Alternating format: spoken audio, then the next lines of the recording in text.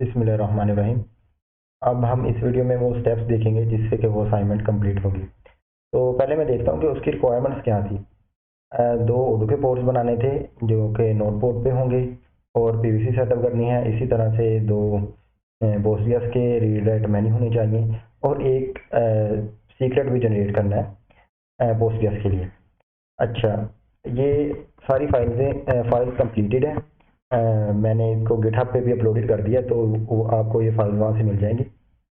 सबसे पहले अ, हम स्टोरेज क्लास को बनाएंगे। अच्छा, ये है मेरा एनएफएस सर्वर, ठीक है, जिस पे हम डाटे को लेके जाएंगे और जहाँ से ऐसे ये सारा काम होगा। एनएफएस सर्वर को सेटअप करने के लिए हमें एक एनएफएस ड्राइवर चाहिए होता है, तो पहले वो डाउनलोड करना पड़ेगा। पहले मैं अभी अपने बोर्ड देख लेता हूँ। kubectl get -a कोर्स में ये सारे जितने भी बोर्ड हैं ये 15 दिन पुराने हैं। 15 दिन से ये मेरा क्लस्टर अप है, रनिंग में है। तो एनएफएस के लिए हमें पहले एनएफएस ड्राइवर सेटअप करना पड़ेगा। मैं उसी गाइड पे हूँ। ये जो है माइक्रो के एडस की गाइड, इस पे ये एक लिंक है, इस पे मैं क्लिक करूंगा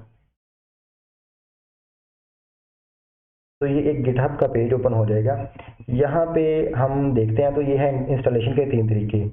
अगर आप माइक्रो के एडस का क्लस्टर सेटअप कर रहे हैं तो आप यहाँ से क्लिक करके माइक्रो के एडस पे जा सकते हैं। ये वही लिंक ओपन हो जाएगा जिससे हम यहाँ पे आए थे। अगर आप हेल्म वगैरह के ज़रिए इंस्टॉल करना चाहते हैं तो ये देख सकते हैं। मुझे अभी अभी हेल्म का पर्सनली कोई आइडिया नहीं है, तो मैं जाऊँगा kubectl वाले ऑप्शन पे। मैं kubectl वाले ऑप्शन पे क्लिक करता हूँ। यहाँ से ये जो ऊपर वाला ये टेस्टिंग के लिए है, मैं ये वाला इंस्टॉल कर लूँगा 4.2.0। इस पर क्लिक करूँगा तो ये एक ऊपर ही लिंक शो होगा, ये वाला। तो मैं इसको कॉपी करता हूँ। ये सिर्फ एक ही कमांड से जो हमारा जो CSI ड्राइवर है एनएफएस के लिए वो डाउनलोड हो जाएगा और वो रनिंग में आ जाएगा। तो मैंने ये कमांड रन कर दिया। अब देखते हैं, वेट करना पड़ेगा। अच्छा, हमारा जो सेटअप वो हो चुका है। मैं दोबारा पोर्ट्स को देखता हूँ। तो ऊपर हम अगर देखेंगे तो इसमें सारे थे 15 दिन पुराने। अब मैं नीचे आया हूँ तो ये जो 3 हैं पोर्ट्स, ये वाले 3 ये अभी सेटअप हुए हैं। जिसमें है ये एक कोड एनएफएस वगैरह के लिए ना, एनएफएस सर्वर के लिए जो CSI ड्राइवर है वो सेटअप हो चुके हैं। अच्छा, अब हम सेटअप, अभी इसको क्लियर करते हैं पहले। अब हम सेटअप करेंगे स्टोरेज क्लास। उसके लिए ये जो मेरी YAML फाइल है वो यहाँ पे है। मैं इसको आपको एक मरतबा ओपन करके दिखा देता हूँ। इसमें स्टोरेज क्लास है, काइंड API ये है। नेम मैंने इस सर्वर को दिया है एनएफएस स्टोरेज, कुछ भी हो सकता है। मैंने इसको एनएफएस स्टोरेज नाम दिया है इस स्टोरेज क्लास को। ये है प्रोविजनर। ये जितना भी ये जो डाटा है ना, ये सारा मैंने कॉपी किया है वो माइक्रो के एडस की वेबसाइट से। अगर हम इस गाइड पे जाते हैं, नीचे जाएंगे तो ये वाला सारा सेम, ठीक है। बस इसका मैंने नाम चेंज किया, एनएफएस स्टोरेज किया है। और यहाँ पे हमें आईपी चेंज करनी पड़ेगी। यहाँ पे आईपी आएगी हमारे जो एनएफएस सर्वर की आईपी। तो अभी इसमें क्या सेटअप है, ये वाली आईपी सेटअप है, लेकिन ये जो हमारा एनएफएस सर्वर है इसकी आईपी को वहाँ पे लिखाएंगे। इसको मैं आईपी करता हूँ, ये रिस्पॉन्स नहीं दे रहा, तो मैं इसको क्लोज करते हैं टर्मिनल। दोबारा से अपने एनएफएस सर्वर को एक्सेस करने की कोशिश करते हैं। वैसे तो मैं यहाँ से भी ये मुझे पता है कि इसकी आईपी ये है। अभी मैं यहाँ इसी को कॉपी कर लेता हूँ और पहले मैं चले SSH ही कर लेता हूँ। रूट एट इसका पासवर्ड देंगे और हम अपने सर्वर में आते हैं, एनएफएस सर्वर। CD के अंदर SRV की फाइल थी और उसके अंदर थी एनएफएस की, तो एलएस करेंगे। अभी उसमें कुछ नहीं है। अच्छा, अब इसकी आईपी जो है आप इस तरह भी देख सकते हैं। आईपी ये वाली जो आईपी है तो वो हमें अपने यहाँ पे ऐड करनी पड़ेगी, ये सर्वर की आईपी में। तो मैं इसको नैनो करता हूँ sc.tml फाइल को, और मुझे यहाँ पे अपनी जो एनएफएस सर्वर की आईपी है वो डालनी पड़ेगी। Ctrl+Shift+V Ctrl+X यस करते हैं, एंटर। अब मैं देखता हूँ तो ये देखिए, अब हमारी ये एनएफएस सर्वर की आईपी आ चुकी है और ये सारी डिटेल्स ऐसी ही रहेंगी। इसको अप्लाई करते हैं kubectl। पहले मैं क्लियर कर लेता हूँ। kubectl apply -f sc.yml। तो स्टोरेज क्लास में नेम स्पेस का कोई कंसेप्ट नहीं होता, ये क्लस्टर वाइड ही एक कंपोनेंट है, तो नेम स्पेस नहीं आएगी। हमारा एनएफएस सेटअप हो चुका है, हम इसको देख सकते हैं kubectl। हमारा स्टोरेज क्लास बन चुकी है, एनएफएस तो पहले सेटअप हो चुका था। गेट sc, तो इसको देखते हैं। तो ये देखिए हम मैंने नाम दिया था एनएफएस स्टोरेज, उसके साथ ये जो है वो बन चुका है। रिक्लेम पॉलिसी अभी मैंने डिलीट ही रखी है, शायद सर ने रिटेन बोला था, लेकिन मैंने जो अपने लिए लिखा है उसमें कोई रिटेन का चक्कर नहीं है, तो अभी इसे डिलीट ही रहने देते हैं, कोई मसला नहीं। तो क्या है कि अब हमारी स्टोरेज क्लास बन चुकी है। अब मैं एलएस करता हूँ। अच्छा, अब हमें बनाना पड़ेगी पोस्टग्रेस के लिए पीवीसी, ठीक है। ये स्टेप जरूरी है, ये ना हो कि आप पहले पोस्टग्रेस बना लें तो वो एरर में चला जाएगी। तो अब हमें, मैं ये देखता हूँ कि जो हमारा पीवीसी है उसकी कैट करता हूँ पोस्टग्रेस पीवीसी। तो इसमें प्रोसीजर वॉल्यूम क्लेम है, पीवीसी का नाम दिया है PVC Postgres PVC read write many, जो कि हमारी रिक्वायरमेंट थी, ठीक है। रीड राइट मैनी, ये वाली रीड राइट मैनी। इस ये जो स्टोरेज क्लास, ये जिस स्टोरेज क्लास से अपना सेटअप होगी, तो ये इस तरह से होता है कि हम जैसे ही पीवीसी बनाएंगे वो स्टोरेज क्लास से खुद ही पीवी बना देगा पीछे। तो रीड राइट मैनी है और ये हमारी फाइल है, ओके करता हूँ। अच्छा, इसे अप्लाई करने से पहले मैं ना एक नेम स्पेस बना लेता हूँ kubectl, और हम सारा काम kubectl में करेंगे। क्रिएट नेम स्पेस, चले मैं कंसोल के नाम से एक नेम स्पेस बना लेता हूँ। क्योंकि ये जो पीवीसी है ये एक नेम स्पेस इसको किया जा सकता है, तो मैं इसे इसी नेम स्पेस में डालूंगा। तो kubectl apply -f postgres pvc.yml, और इसको कंसोल नेम स्पेस का हिस्सा डालते हैं, कंसोल नेम स्पेस में ऐड करेंगे। अप्लाई करता हूँ मैं, तो ये पीवी क्रिएट हो चुकी है, पीवीसी क्रिएट हो चुकी है। तो अब पीवीसी के साथ ही मैं ये भी देखूंगा कि क्या खुद ही पीवी भी बन चुका है। तो उसके लिए मैं kubectl get PV namespace नहीं होती, तो अगर मैं ये देखें, ये हमारा पीवी भी बन चुका है। जैसे ही हमने पीवीसी बनाई थी, ये वाली कमांड से पीवीसी बनाई थी, हमारा पीवी भी बन चुका है, जो कि है read write many. Reclaim policy delete है, और ये कंसोल नेम स्पेस के अंदर ये पीवी इस पीवीसी के साथ कनेक्टेड है। ये देखिए, ये है पीवी, ये पीवी कंसोल नेम स्पेस के अंदर ये जो पीवीसी है, ये इस, क्योंकि हमने पीवीसी का नाम रखा था पोस्टग्रेस के लिए, जो पीवीसी हमने बनाई थी वो थी पोस्टग्रेस पीवीसी उसका नाम, तो इसके साथ कनेक्टेड है। और स्टोरेज क्लास है एनएफएस, जो कि हमने स्टोरेज क्लास पहले बनाई थी, जिसका मैंने नाम रखा था एनएफएस स्टोरेज।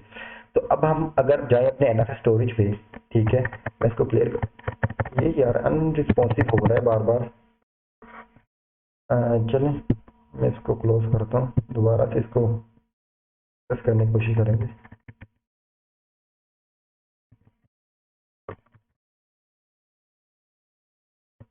सीडी के अंदर थी, एसआरवी के अंदर एनएफएस। तो जैसे ही हमने पीवीसी बनाई वो खुद ही पीवी बन गई, और वो जो वॉल्यूम था वो ये जो हम इस डायरेक्टरी के अंदर आना था। अगर मैं एलएस करता हूँ तो ये देखें, ये है वो जो डायरेक्टरी जिसके अंदर हमारा पोस्टग्रेस का सारा डाटा स्टोर होगा, ठीक है। ये यहाँ पे बन चुका है, मैं इसको जूम आउट करता हूँ, जूम करता हूँ।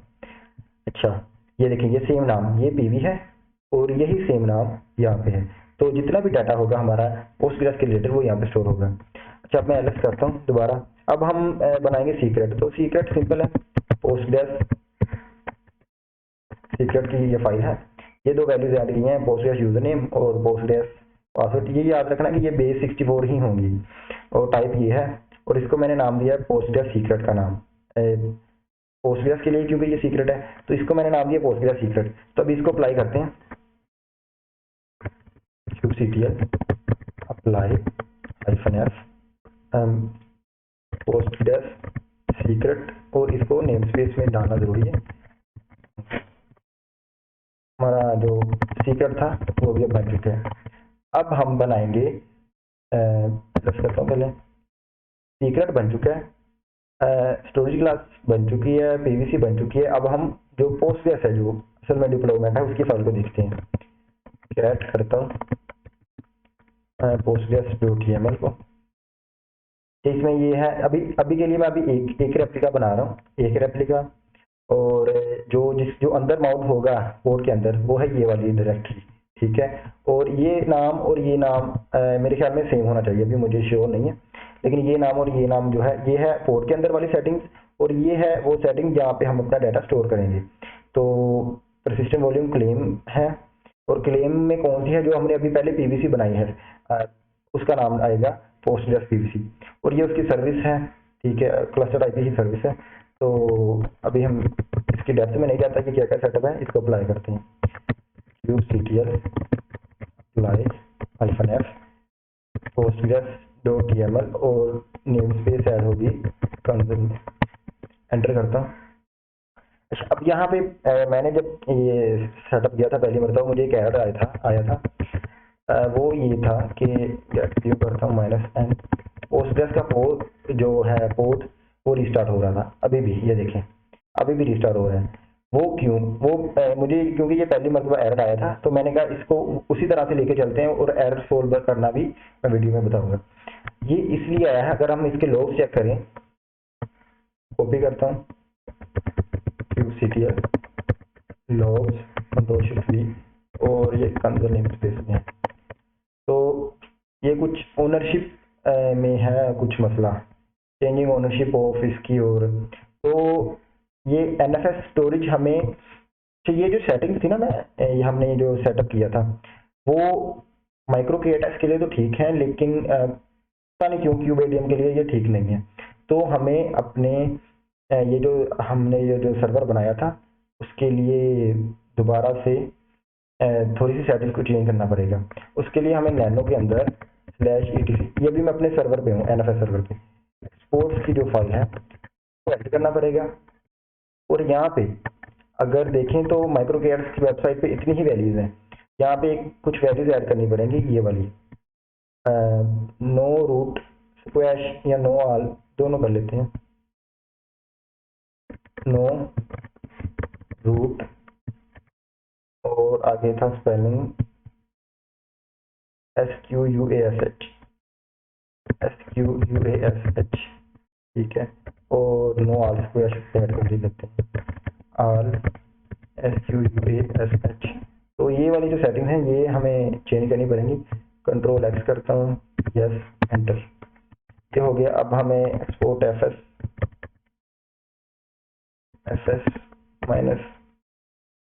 -RAP था शायद, हाँ, ये वाली भी चला लेते हैं। अच्छा, और अब हमें दोबारा से अपना जो एनएफएस सर्वर है उसको रिस्टार्ट करना पड़ेगा। तो उसके लिए थी कमांड ये वाली, जो पैकेज था हमारा एनएफएस का, उसको रिस्टार्ट करना पड़ेगा सिस्टम, और कमांड से ये रिस्टार्ट हो चुका है। बैटरी कम रह गई है। अब मैं इसे डिलीट करता हूँ, ये जो मैंने पोर्ट बनाया था इसे डिलीट करता हूँ। मैं देखूँ पोर्ट तो 4 रिस्टार्ट हो चुके हैं। अभी मैं इसको डिलीट करता हूँ, अप्लाई को -f, तो ये पोर्ट रिस्टार्ट हो चुका है, ठीक है। अब मैं पीवीसी भी चलें दोबारा, kubectl postgres pvc इसके अंदर, तो इसको भी डिलीट कर लेते हैं। Delete -n postgres pvc, okay, kubectl get pvc -n. अच्छा, वैसे है, लेकिन इसने पता नहीं क्यों डिलीट नहीं की। इसे डिलीट करते हैं, kubectl delete postgres pvc -nknzdl।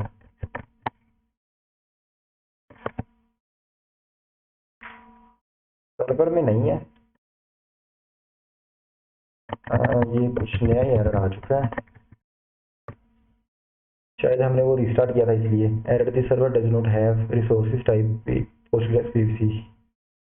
चलिए सर्वर में ls करता हूँ, तो अब यहाँ पे फाइल भी है,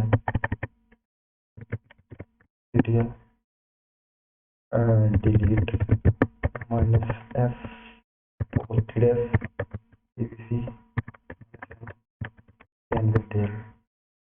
हाँ, अब ये डिलीट हो चुकी है, पता नहीं वो क्यों एरर आ रहा था। अब हम दोबारा बनाएंगे, ls करता हूँ। अगर मैं जाके सर्वर पे ls अब करूँगा तो कोई भी चीज़ शो नहीं होगी। अच्छा, kubectl -f postgres सीक्रेट बना हुआ था, पीवीसी सिर्फ बनानी है और ये पीवीसी नेम स्पेस के अंदर आती है, तो नेम स्पेस में ऐड करेंगे, खुद ही पीवी बन जाएगा और जो जो भी वॉल्यूम यहाँ पे होगा ये खुद ही ऐड हो जाएगा। तो पीवीसी बन चुका है। अब हम वो बनाते हैं, अपनी जो मेन डिप्लॉयमेंट की फाइल थी वो डिप्लॉय करते हैं। kubectl -f postgres.yaml की वो फाइल थी -n एंटर करता हूँ तो वो क्रिएटेड हो चुका है। अब मैं देखता हूँ ports, kubectl get po -e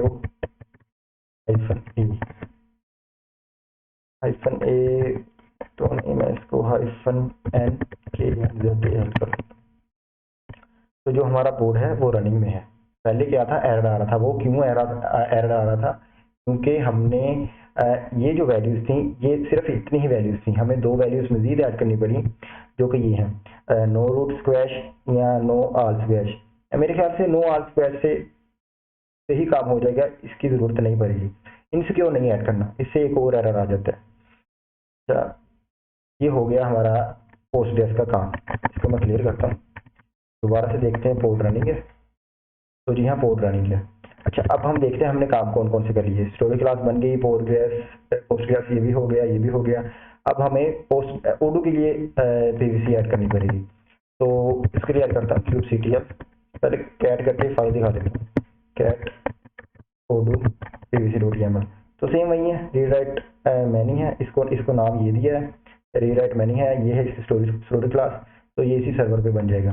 अब अगर मैं देखूँ तो सिर्फ एक वॉल्यूम शो हो रहा है एनएफएस सर्वर में। तो अब मैं इसे अप्लाई करता हूँ, kubectl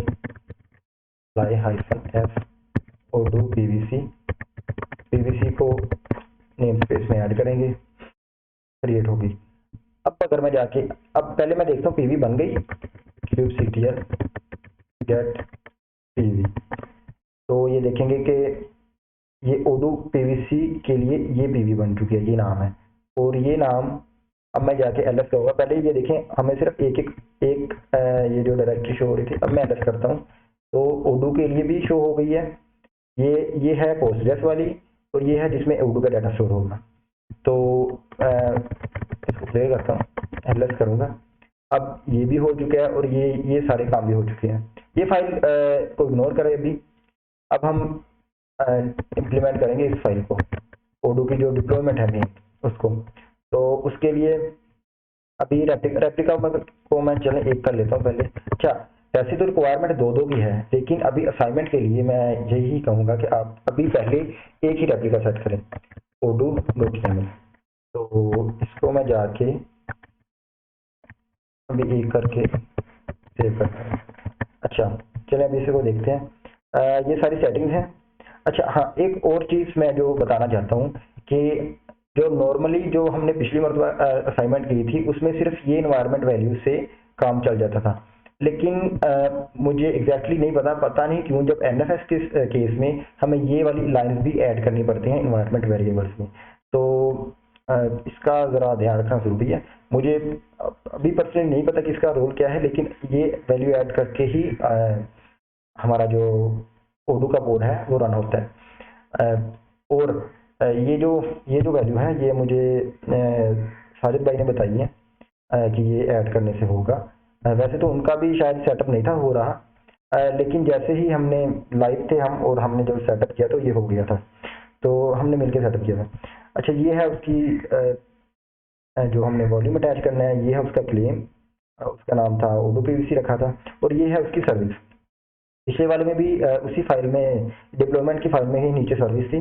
इसको हमने नोटपोर्ट जो कि हमारी रिक्वायरमेंट थी, और ये अगर मैं देखूं तो हमारी रिक्वायरमेंट थी यहाँ पे नोटपोर्ट, ठीक है, स्टोरेज पीवीसी और एनएफएस सर्वर। तो इसको मैंने ओडू को नोटबुक पे सेटअप किया और ये मैं पोर्ट रखूंगा। ठीक है, तो चलें पीवीसी तो बन चुका है इसका, अब इसको अप्लाई करते हैं। क्यूब ctl अप्लाई -f ओडू .tml और ये जाएगा नेम स्पेस कंसोल, डी नहीं एफ आएगा, क्रिएटेड। अब मैं देखता हूँ ports, cube ctl get eo -n देखें जो हमारा पोस्टग्रेस पोस्ट का पोर्ट था वो 4 में से अप है और ये अब हमने ओडू के लिए बनाया है। तो अब मैं जाता हूँ अपनी, पहले मैं इसकी आईपी देख लेता हूँ, क्यूब ctl get no-o, तो कोई भी आईपी कॉपी कर लेंगे, ये कर लेता हूँ मैं, क्लस्टर के हर नोड की आईपी कॉपी हो जाती है, इससे काम चल जाता है नोटबुक का। अच्छा, इसको मैं, ये है और मैंने शायद दिया था, कैट करता हूँ odu.tml को 3105, ये थी हमारी नोटबुक की आईपी 31050। तो हम देख सकते हैं कि जो हमारा ओडू का ये जो हमारी डिप्लोमेट है वो वर्क कर रही है। अभी ये याद रखिएगा हमने सिर्फ अभी एक रेप्लिका सेट किया है। अच्छा, अब मैं इसको एक नाम देता हूँ, फर्ज करें मैं ओडू ही दे देता हूँ, डेटाबेस का नाम, ईमेल में मैं अपनी ईमेल दे देता हूँ,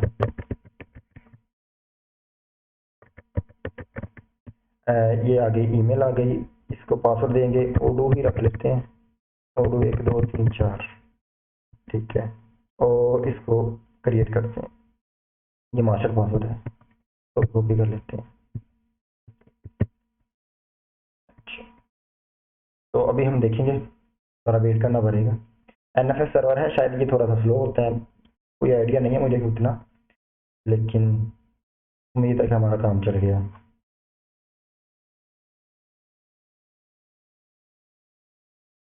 थोड़ा सा वेट करना पड़ेगा।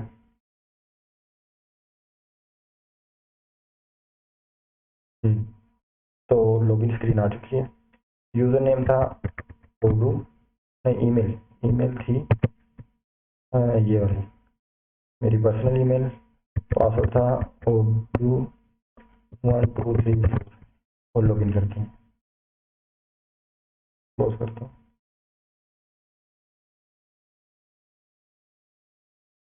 और भी थोड़ा सा वेट और करना पड़ेगा, रीलोड हो रहा है।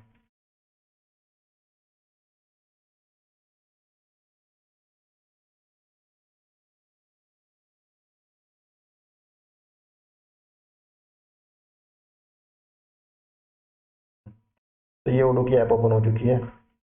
अच्छा, पहला जो मुझे एरर आया था जब मैंने पोस्टग्रेस का सर्वर सेटअप किया, पोस्टग्रेस का पोर्ट सेटअप किया था, उसमें ये था कि वो परमिशन मांग रहा था, तो एनएफएस सर्वर में हमें ये कुछ एंट्रीज ऐड करके वो एरर फिक्स हो चुका था। दूसरा एरर आया था ये वाला एरर odu.tml, ये वाली ओडू का पोर्ट बार बार रिस्टार्ट हो रहा था। तो वैसे तो हमारी फाइल्स तकरीबन ठीक थी, हम काफ़ी टाइम से लगे हुए थे कि फाइल्स तो ठीक है लेकिन क्यों नहीं वो कनेक्ट हो रहा, और वो एक एरर आई जा रहा था, इंटरनल सर्वर एरर कुछ इस तरह से था। तो जैसे ही ये वाली 2 लाइन्स ऐड की, ये आइडिया सारिद भाई ने दिया था कि चलें कुछ सिक्योरिटी वगैरह का कुछ करके देखते हैं, तो ये जैसे ही 2 लाइन्स ऐड की तो जो हमारा ये वाला सेटअप जो हमारे सामने आ चुका है।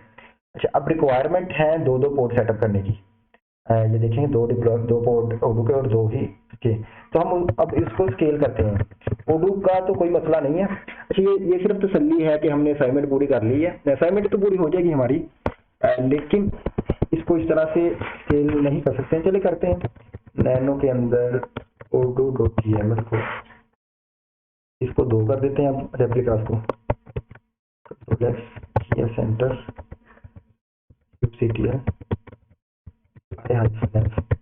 odu.tml बार बार डी प्रेस हो जाता है। और अब हम देखेंगे कि एक और बन चुके हैं, क्योंकि गेट तो ये पहले पोर्ट रन हो रहा था ओडू का, अब ये एक नया बनाया हमने क्योंकि रेप्लिका सेट को 2 में कन्वर्ट किया है। तो ओडू के लिए तो ये डिप्लॉयमेंट ठीक है, लेकिन वैसे तो मैं अभी पोस्टग्रेस को भी अपडेट करूंगा, करता हूँ मैं नैनो और postgres.html और इस रेप्लिकास को अब मैं करूंगा दो control x yes enter, detail apply की कमांड में जाएगा postgres.html फाइल, एंटर करता हूँ। अब हम अपने पोर्ट्स को देखते हैं। पोर्ट्स देखेंगे तो दो सेट पोर्ट्स हो चुके हैं, 2 सेटअप। अब ये सिर्फ तसल्ली है कि हमने कर लिया असाइनमेंट में जो था, क्योंकि हमने सर ने कहा था कि पोस्टग्रेस की डिप्लॉयमेंट ही बनानी है, तो वो डिप्लॉयमेंट तो हमने कर ली है, लेकिन इसमें कुछ एरर आता है। एरर कब आएगा? जब आप पहले ही पोस्टग्रेस के 2 पोर्ट्स रन करने, 2 रेप्लिकास बनाने की कोशिश करेंगे। मैंने कैसे किया, पहले एक बनाया, उसको 2 में कन्वर्ट किया, तो इसलिए अभी कोई एरर नहीं आया। जो मेरी एप्लीकेशन थी वो रन हो रही है प्रॉपरली। अब मैं इसको रिफ्रेश करता हूँ और मैं देखूंगा कि जो हमारी एप्लीकेशन है वो अभी भी रन हो रही है। ये देखिए, मैं दोबारा रिफ्रेश कर लेता हूँ। हाँ, ये देखें, ये अभी एप्लीकेशन रन हो रही है, लेकिन ये कोई सही तरीका नहीं है। जो इसमें एरर्स हैं वो मैं एक और नेक्स्ट वीडियो बनाऊंगा कि जो अगर हम डायरेक्टली 2 रन करने की कोशिश करेंगे तो क्या एरर्स आएंगे। ओडो के लिए तो ठीक है, आप डायरेक्टली 2 भी रन कर लें तो कोई मसला नहीं है, लेकिन जब आप शुरुआत में ही पोस्टग्रेस के लिए 2 पोर्ट्स बनाने की कोशिश करेंगे तो वो मसला करेगा डिप्लॉयमेंट के जरिए। तो हल तो इसका है, जो स्टेटफुल सेट है, जो कुबरनेटिस का कंपोनेंट है, वो इसका हल है। लेकिन हमने यहाँ तक असाइनमेंट कंप्लीट कर ली है, तसल्ली हो गई है कि हम कुछ रन कर लिया और जो हमारी एप्लीकेशन है वो ठीक से वर्क कर रही है। चलिए मैं इसको लॉग आउट करता हूँ, दोबारा लॉगिन करने की कोशिश करता हूँ। ईमेल ये थी, पासवर्ड था odoo 1234, लॉगिन करूँगा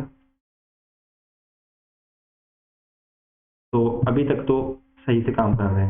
हो क्या रहा है कि लोड सिर्फ एक इस पोर्ट पे जा रहा है अभी, ठीक है, इस पे कोई इतना इस पे ट्रैफिक नहीं जा रही, जो था वो इस पे जा रहा है। तो अभी मैं अगली वीडियो बनाता हूँ। ये हमारी जो रिक्वायरमेंट्स थी, नोड पोर्ट सेटअप करनी है, पीवीसी बनानी है, रीड राइट मेन्यू और सीक्रेट जनरेट करना है। तो हम मैं अगर देखता हूँ kubectl गेट सीक्रेट -n, तो सीक्रेट ये देखें, पोस्टग्रेस सीक्रेट मैंने बनाया था, ठीक है। पीवी देख लेते हैं पहले, 2 पीवी जो खुद ही बन चुके थे पीवीसी के साथ, तो ये 2 पीवी हुए। अब मैं देखता हूँ पीवीसी क्योंकि नेम स्पेस में आते हैं, पीवीसी ये 2 पीवीसी हैं। स्टोरेज क्लास देख लेते हैं, स्टोरेज क्लास नेम स्पेस में नहीं आता, स्टोरेज क्लास, ठीक है। और इसको क्लियर करता हूँ पहले, साथ ही में गेट कोड में देखेंगे तो 2 पोर्ट्स पोस्टग्रेस के जो कि रिक्वायरमेंट थी और 2 ओडू के। ये सेटअप इसी तरह से होंगे कि पहले आप एक ही रन करें, ठीक है। ओडू के आप 2 डायरेक्टली रन कर सकते हैं, लेकिन पोस्टग्रेस के सिर्फ एक ही, क्योंकि ये डेटाबेस है और डेटाबेस के लिए डिप्लॉयमेंट नहीं होता, जो कुबरनेटिस का कंपोनेंट है उसके लिए होता है वो स्टेटफुल सेट।